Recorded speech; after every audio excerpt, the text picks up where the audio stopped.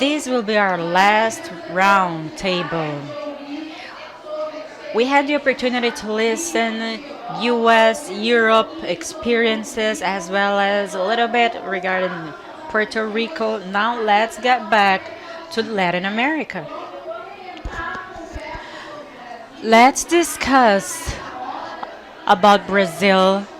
Bring other members to this round table as well as our Puerto Rico partners just so that we can have a South dialogue regarding collective community land trust.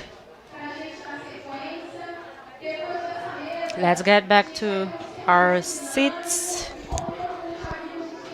We'll finally have a dynamic wrap up. And finally, we are having a cake.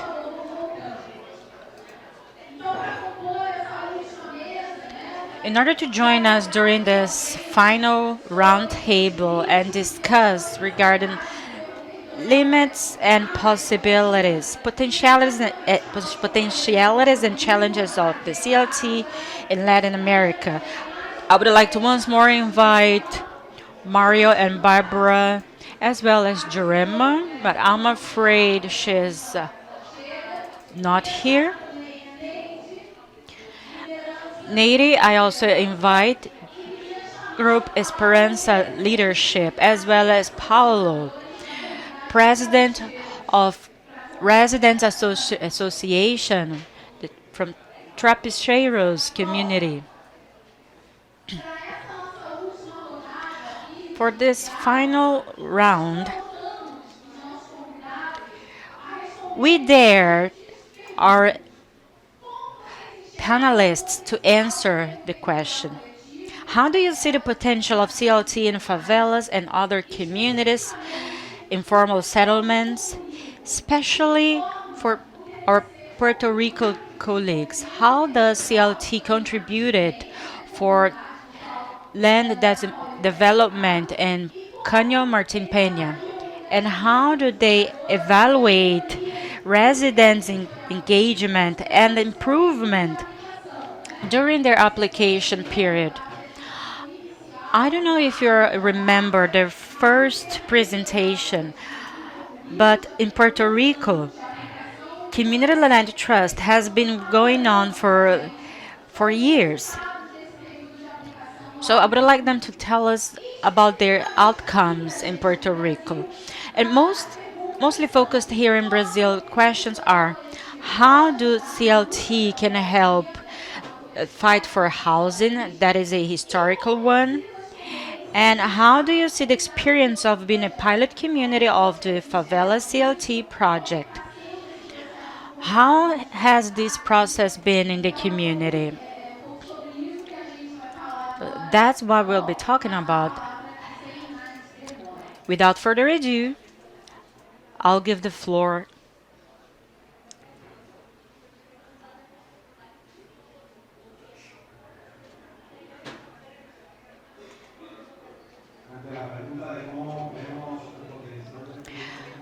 Regarding the question on how we see CLT's potential in favelas, through this third seminar, there is a knowledge exchange, an exchange of experiences, and for us, representing Puerto Rico, we understand that is a feasible option. And at a national level, Brazil should consider this option, CLT's option. Oftentimes, as we say, knowledge is power. Therefore, if residents know and understand the model, the community land trust one, it comes as an important option. And the goal is to guarantee that settlements. During the last couple of days and the visit in Rio, I saw how favelas are in prestigious places in Rio with amazing sightseeing. So Real estate speculators are greedy for these spaces. So somehow have a community land trust to make sure that residents will remain in these communities throughout generations. Children, great grandchildren, it's a must. In Puerto Rico, our main consideration as we were surrounding a water reservoir and after dredging, those lands would increase their value as they were nearby financial centers. So by knowing that those entrepreneurs were already taking place in our community, that's how we had to CLT. Otherwise, individual title was the government offer, and big developers would certainly uh, would certainly kick us out of there and grab those lands. So that was an option just so that citizens and residents would keep their lands and have it regularized. How does CLT contributes for Caño Martin Peña? Well, according to 2004 law, the whole territory, the whole land regarding the 8 communities belongs to CLT. So by having that owned by residents, it assures housing and families. There are also good lands out of that area that has the potential to be developed. So CLT is considering include those lands in this project. And that is awesome for the future of our community.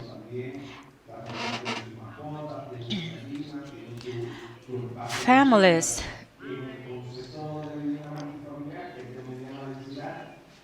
families have their places.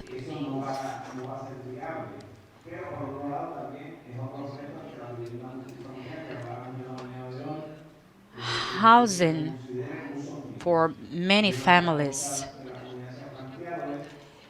being, and one of the things asked by community is that possible to build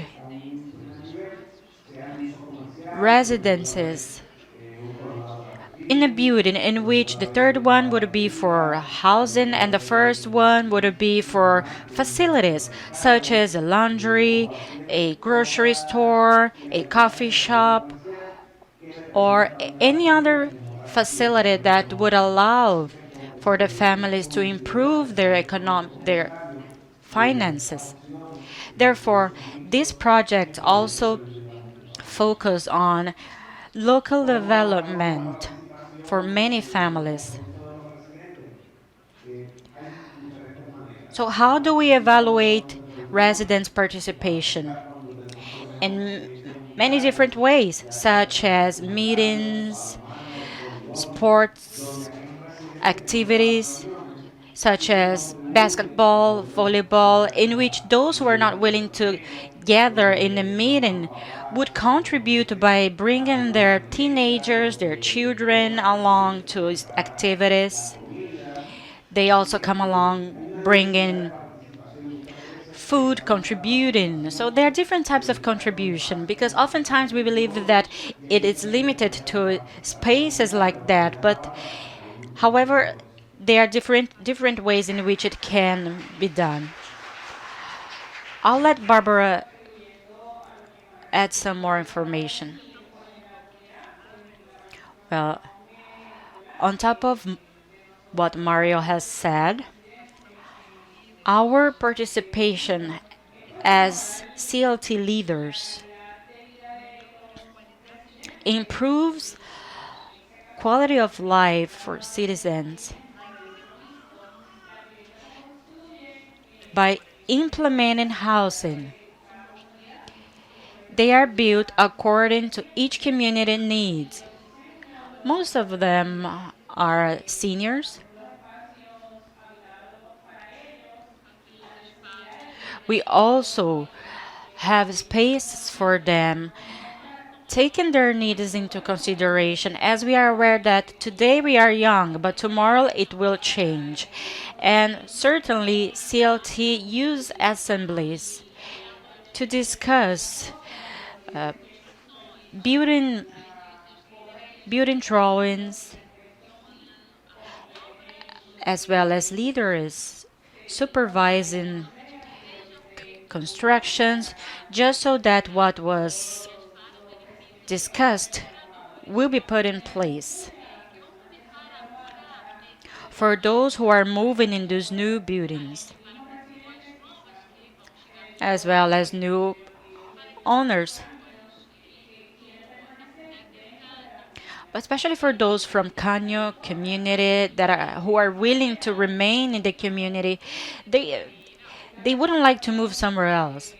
So CLT is leaders and community residents participation, contributing and leading and everything that is happening. In other words, is a communitary work.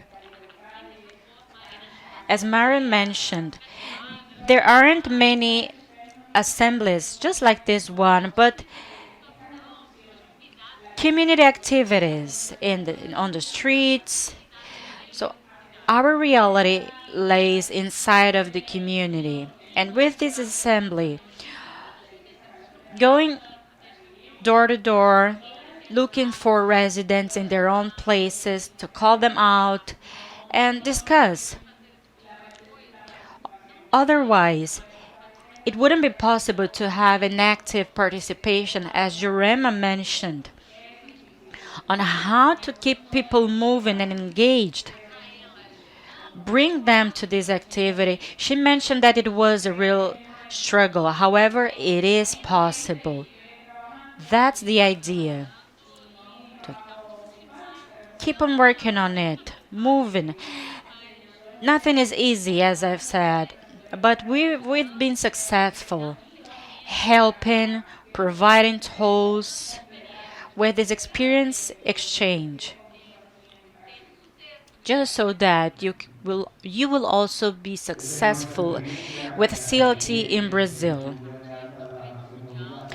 According with our experience and with the UN award in the 2000 in 2015 and 2016, we were willing to offer knowledge regarding how it worked in 2017 as well as 2019. Teresa, Paulo were together joining us in Puerto Rico into this international exchange. It's just that it's not a tradition, but it happens whenever it's necessary. And as well as this exchange in Brazil, we've also been having virtual meetings for the last 5 years. I met Maria in virtual exchanges, such as leaders Paulo, who joined us. It might not be as huge as in Brazil, but regarding the importance of having this all of these options by knowing that our government and different organizations happen in Puerto Rico as well as in Brazil because they do not attend our needs, our housing needs. And CLT can be an option to assure community permanency. Thank you so much.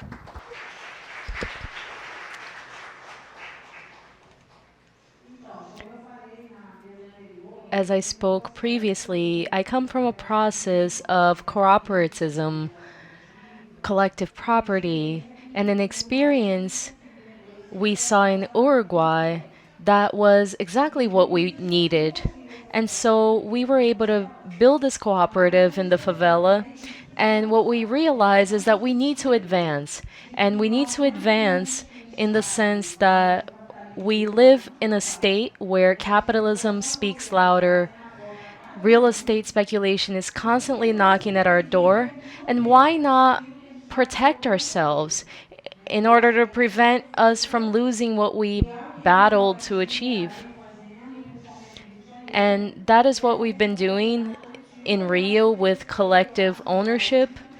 And I believe the CLT is the doorway to securing our access to housing. When CLT comes to Esperanza, the minute it came, we had a boom, and then three people sold their homes, and we became concerned. People thought, I'm gonna sell my house for 50,000 and I'm gonna buy a home elsewhere, but they won't because we live in a crazy country where everyone thinks that they're gonna leave Rio and move to Espírito Santo, for example, and everything's gonna be better, and that's not the case. And so through CLT, I understood that that was the way to secure housing and ensure our permanence. And the idea was to guarantee that our children could have access to adequate housing in that location because we come from that territory. We criticize the city hall for displacing people from their territories because life happens in our territories. When we do not monitor that, we end up falling in the same trap. So the defense we make of CLT is in the sense of protecting our territory, protecting our rights, and ensuring that land ownership belongs to the community. I think that we're the only project in Rio where we have three types of houses. We have two-bedroom homes for people with kids, we have homes for elderly couples, and we have houses for individuals, single people who do not want children. And what have we just discovered? There had been houses that were being exploited. So basically, someone's mom dies and they start renting their house. And so we have to bring this family to understand who is the actual owner. And CLT guides us. I believe that the CLT can guarantee access to land, access to housing without real estate speculation. We're living in Rio de Janeiro, in the West Zone, an area that's experiencing growth. You go to bed, there's an empty plot, and the next day, there's a project being built. So that made us stop and think. Of course, not everyone, as agreeing with Barbara here, we realize that the new things scare us. And so when we bring this proposal of CLT, the community might boycott it and resist it at first. And that's where door to door campaigning comes along. And I think something else that helps, and this has become super clear, I've asked a number of people about it. Is it necessary for 100% of the people to be present? And The answer is no, because one family can tell another family what happened in the meeting. And in these announcements sent, the announcements sent help as well, videos that you can share on WhatsApp. We can say, hey, we can create a WhatsApp group to discuss CLT matters. And we tell people this is for discussing CLT, it's not for fighting.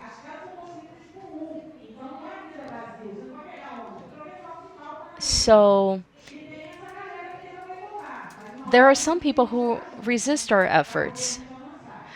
But and sometimes we have to get close to people to advance. And so there are many strategies that we adapt to educate people about the CLT. I believe that the CLT is an alternative for ensuring that we remain in this territory because we risk losing it. We need to be aware of CLT because the city hall isn't necessarily interested in protecting us. And so this is a crucial moment. And another brief issue I want to touch upon pertaining to federal government and municipal government, we need to seek a path because us as a movement, and I'm sure many people here have been in this struggle forever, we all know how hard it is. There's a group here who's been waiting for 12 years for land. This group, they have been waiting for 12 years for a plot of land. And we're constantly stumbling upon negotiations of governments where they give away land to others and not us. And so we need to understand that it is hard to acquire land. We know how hard it is. And then we still face real estate speculation. And sometimes it's the residents themselves who give in to real estate speculation. So I believe it's time for us to take to the streets, and we will have a public hearing soon. I hear people saying, "Oh, I'm not sure it will work," but we need to make it happen. I think it's time for us to take to the streets and defend the CLT because that's the solution. And this comes from my background in cooperatives, and at Shangri-La, we were easily able to understand the concept of CLT because we had been struggling for years. We thought that because we were a cooperative, we would never lose our rights. But our cooperative was not regularized. And we were on donated land. I didn't purchase my land. It was the community that bought it. So Shangri-La has something which is very interesting, which is a two-story house where a family lives on the bottom and another family lives on top.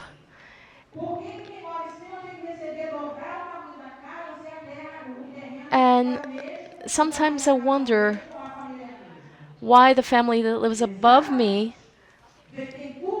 earns more. So this is another struggle.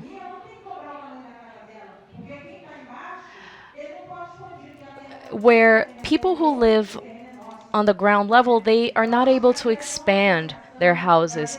Whereas people who live on top, they are able to expand their houses. And so we're discussing that. We're coming up with rules. And I think it's going to breathe new life into the project and will advance with new partners from other municipalities.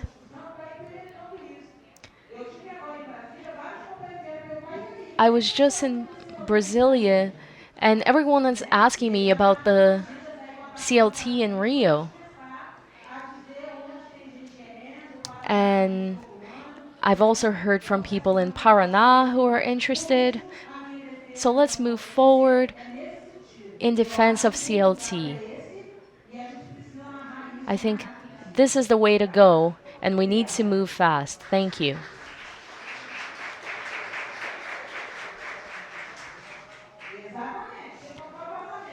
Exactly. Who's next? Paulo? Good afternoon, everyone. I'm from Trapaceros community.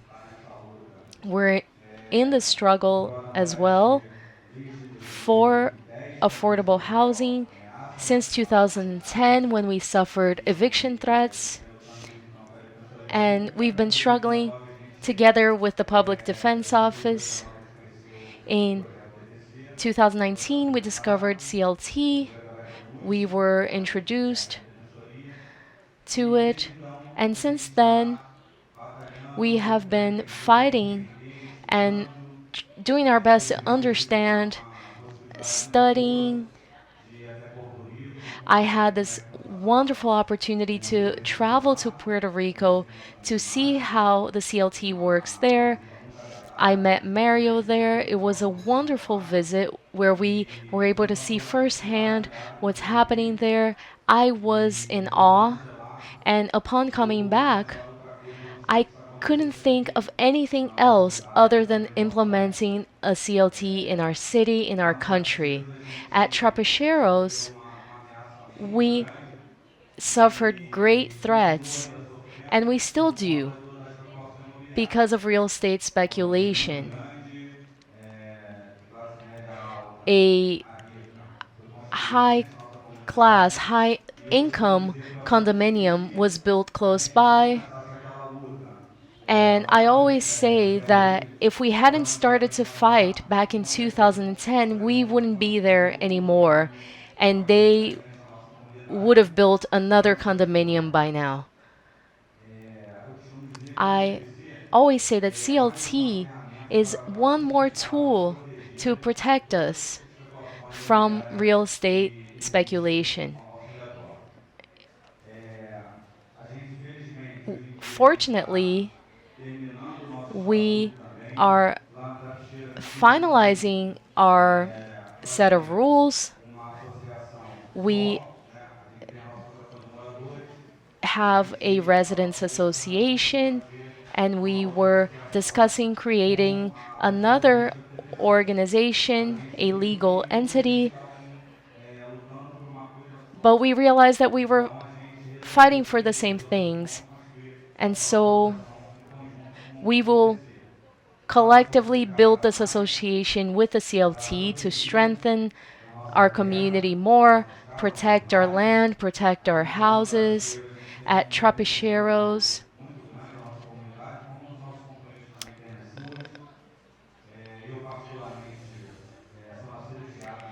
I was born and raised in my community.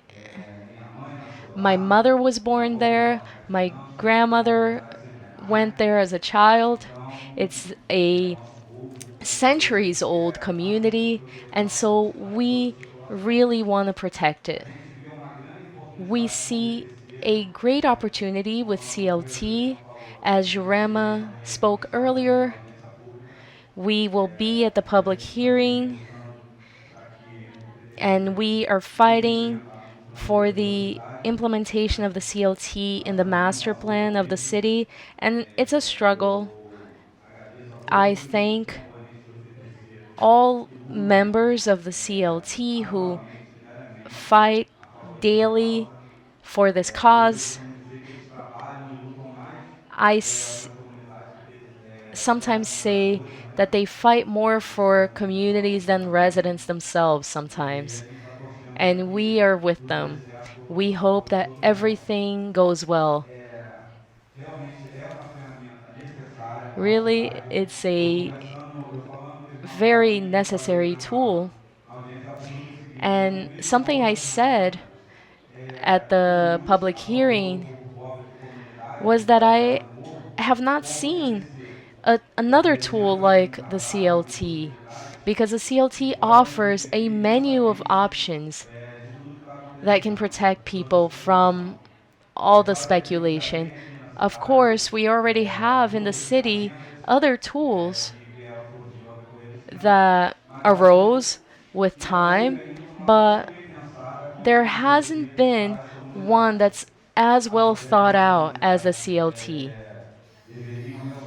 I think communities should get more involved with public hearings because I know that if CLT is implemented in the master plan of the city, we will have an opportunity to defend ourselves from future struggles. We've seen cases such as that of people in Villa Autódromo, people who suffered a lot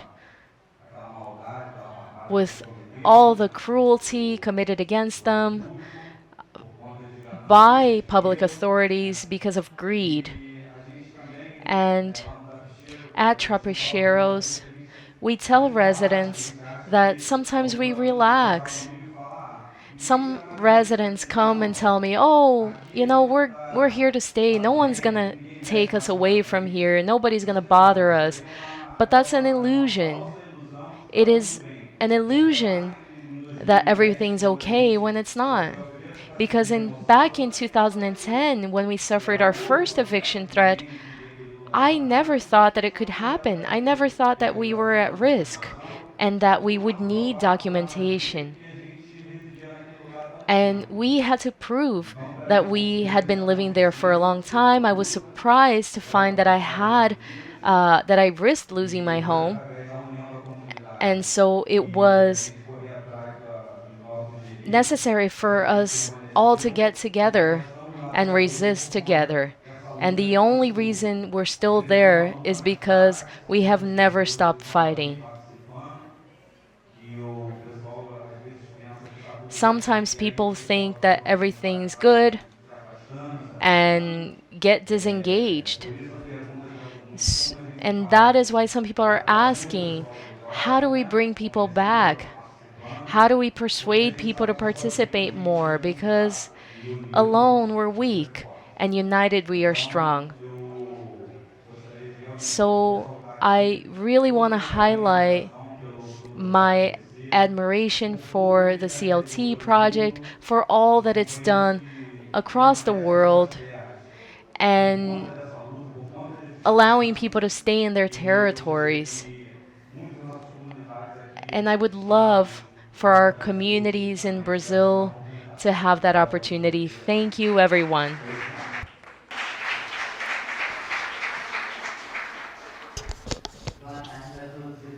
Good afternoon, everyone. You're sick and tired of seeing me on the screens, right? I am Nady. I'm 62 years old. I'm not retired yet. I'm a mother and grandmother, and I'm a Villa Esperanza resident. I call that cooperative a COP because when I first met that years ago, it gave me the idea that together we are stronger. I accepted and embraced this because I needed a house. Back in the days, I used to have two young children and was living with my mother. It used to be a struggle, a household, a packed one with a bunch of people, and I needed some privacy. This project took 5 years of reivindication, such as those Guerreros Urbanas group who have been working for 12 years, and many activities with the bank and not been able to do it as they move one step forward and three steps back. But we are a slightly different community, as most real communities are favelas, hills. Group Esperanza Group is different.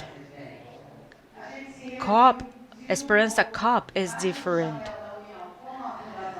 So we were together with the union. We used to meet at Shangri-La. So we signed a contract and many others. As we finally got 70 houses, they were pretty nice with water. Everything was great. But finally, problems came out. Throughout the whole Rio de Janeiro, all of us face the same issue.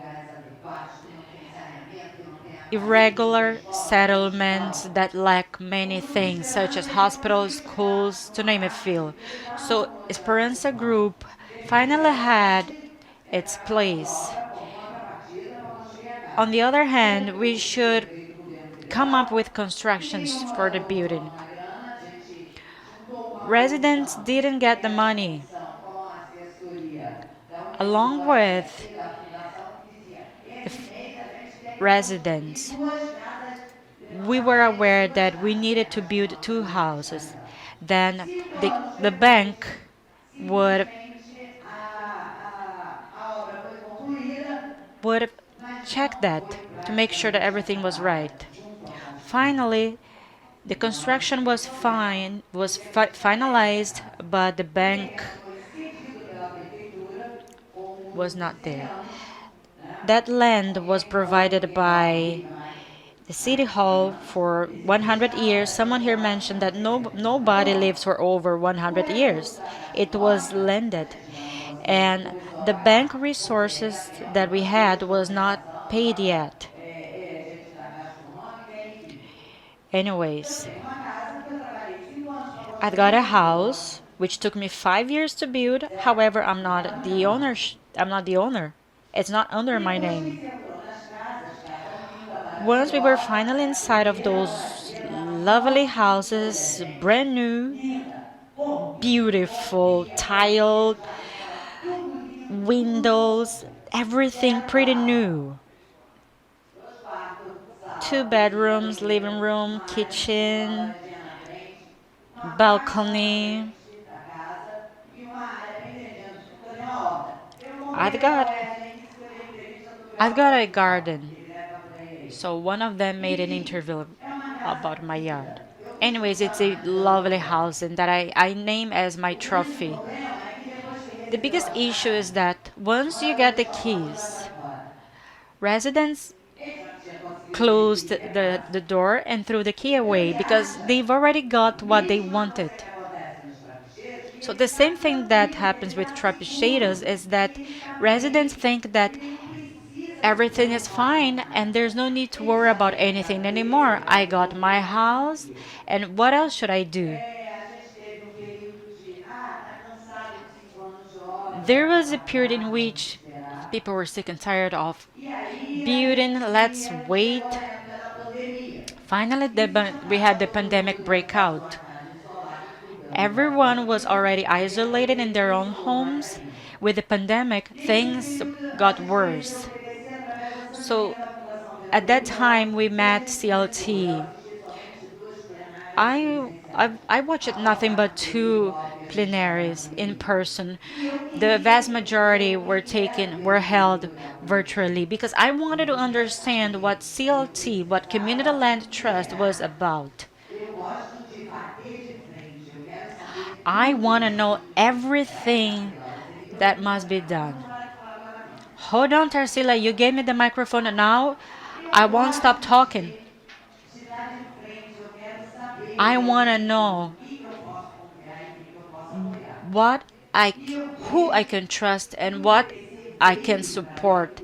And I can see that CLT came to Esperanza Group to reorganize and keep us in our land.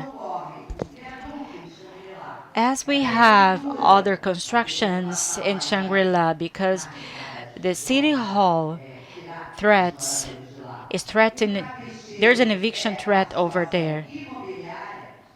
Trapecheira, it's a situation in which a luxury condo it's trying to remove the favela from over there.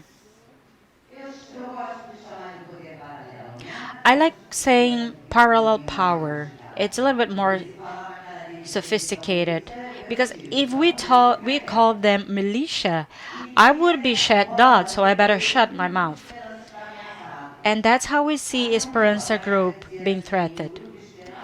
A while ago, we would say that Esperanza Group used to be an island surrounded by militia, the police. They don't they don't do anything against us because we are well known, even on TV. So they wouldn't do anything against us.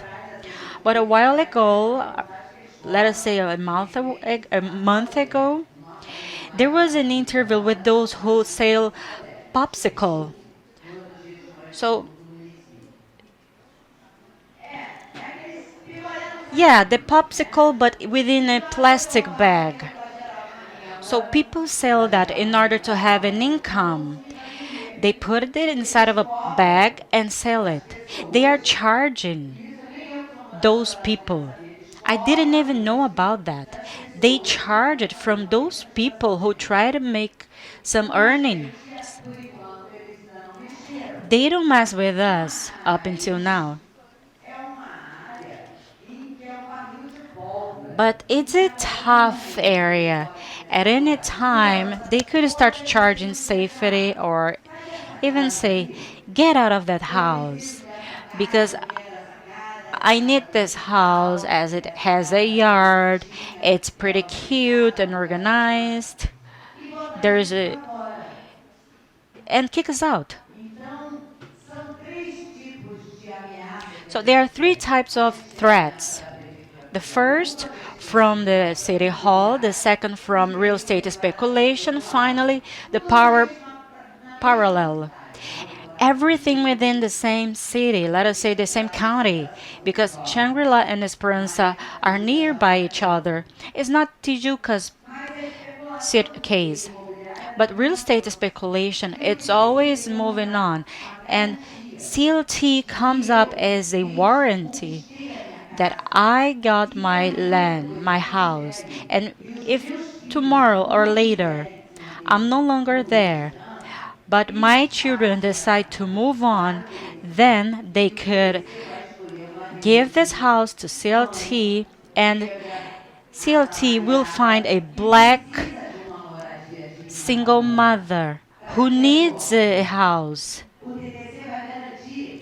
CLT will guarantee that a family living with children, as I saw downstairs, that those families don't have their own place, their own spot, their own crib.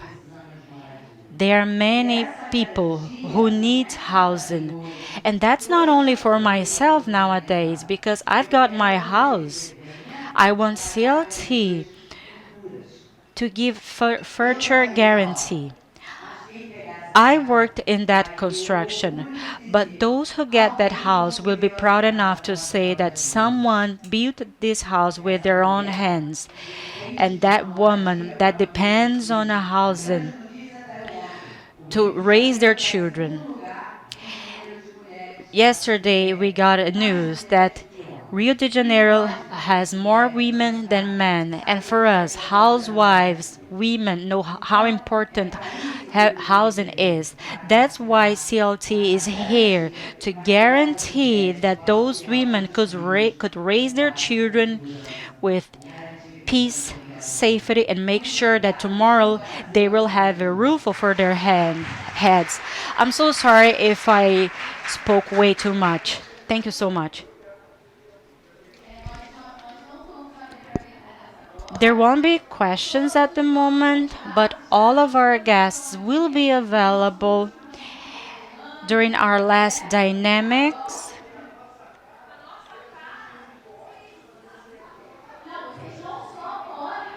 You can ask questions. You can actually talk to each and everyone in here.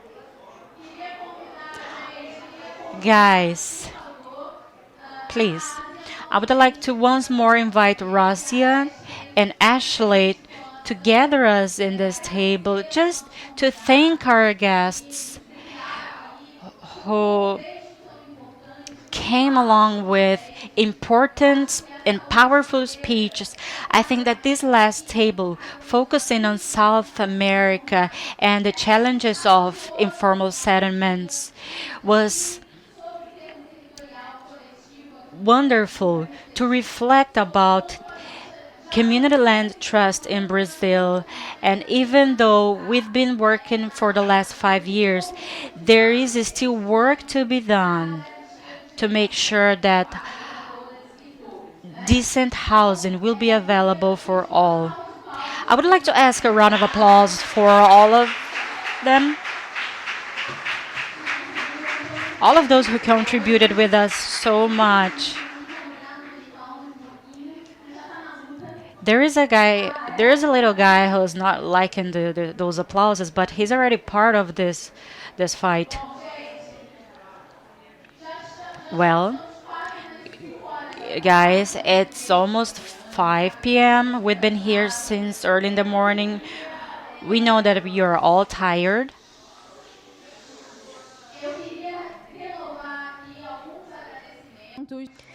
I'd like to renew our thanks. I want to thank one of our supporters, Urbamond, also World Habitat, REARC, who has been collaborating with this idea. We know that securing funds for adequate housing is extremely hard in our country. So we are extremely grateful to our supporters. We would have not gotten to this place we are now without their support. But we must also thank our local partners. We have to thank our working committee, which today is made up of over 200 people from multiple organizations spread across the country. Before, these people were restricted to Rio de Janeiro. Without you, nothing would be possible. I want to thank our pilot communities represented by Jurema, Paulo, Neji, also Anna from Terra Prometida, who's joining us, also those from Villa Autódromo. It's so good to be with you, building our new proposal and supporting you in community-led development. And I want to thank all of those who made today possible. So our lunch, our snacks, they were provided by the Integration Center of Serra de Misericordia.